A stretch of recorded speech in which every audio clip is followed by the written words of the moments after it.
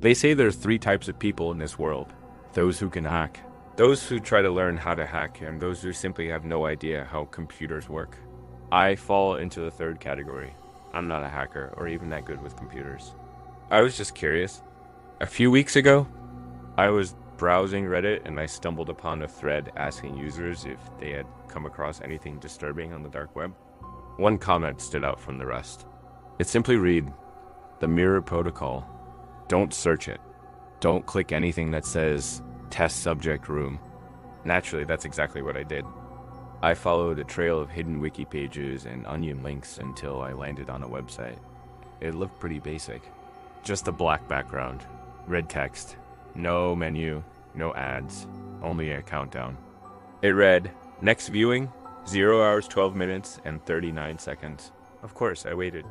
When the clock hit 0, the screen flickered for a split second.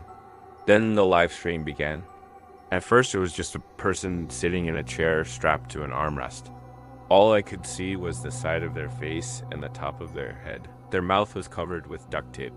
The walls around them were bare, no windows. The camera was positioned directly in front of them. To be honest, I thought it was fake. Maybe some kind of short film or skit, but the chat box on the bottom left was moving quickly. People were typing in English, Spanish, French, Russian.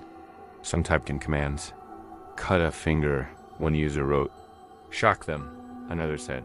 "Play audio torture." And one by one those things started happening. It wasn't immediate, there was a delay. Like the site needed confirmation. Then a mechanical voice cut through the silence. "Command accepted, executing." That's when the person on the screen screamed. It wasn't loud, muffled by the tape across their mouth, but it was painful to hear. I watched in horror as blood trickled down their hand. I tried to close the tab, but it was frozen. I pressed Alt plus F4, then opened the task manager, tried to force quit it, but nothing worked. And that's when the screen flashed white letters on a black background. "You have been selected." Mirroring. Suddenly, my webcam light turned on. I yanked my laptop closed, shutting out the screen. But my phone vibrated with a new message. An unknown number. It said, "Why hide? Let's play a game." I blocked the number, turned off my laptop, shut the Wi-Fi router, pulled the plug. I went to bed. In the morning after, of course, sleeping, I got up and went to check my phone. It was dead. I plugged it in. The screen showed a low battery symbol. As it charged, I made my way downstairs. That's when I noticed the smell. It was faint, like burnt plastic, but it was definitely there. I checked the circuit breaker. Everything was fine. I went outside to find the source of the smell.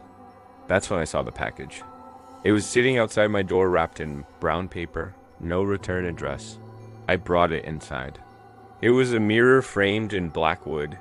Scratched into the corner was a crudely drawn protocol number 7. I stared at it for a moment, then brought it into my bedroom. I don't know why I did this. I wanted to see the reflection of the room behind me. What I saw was strange. It wasn't my room. It was that room.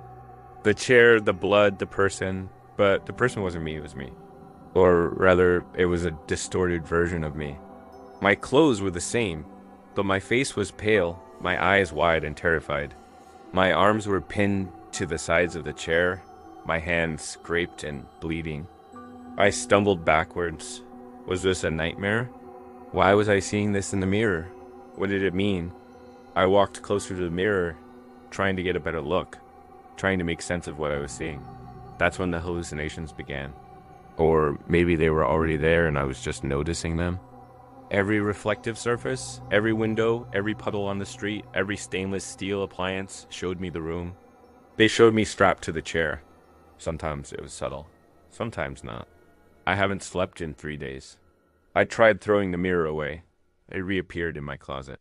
I tried breaking it. It didn't crack. I tried covering it with a blanket. It just sat there under the cloth like a coffin. One night, the mirror began glowing faintly red. A soft hum echoed from inside it. I backed away, falling onto my bed. Then a whisper, barely audible. Protocol activated. I felt a sharp pain in my chest. I tried to scream, but no sound came out. My body wouldn't move. I couldn't breathe. My vision blurred. That's when I saw the flash. I wasn't looking at the mirror. Yeah, I knew what it was showing. It was showing me I was sitting in that chair.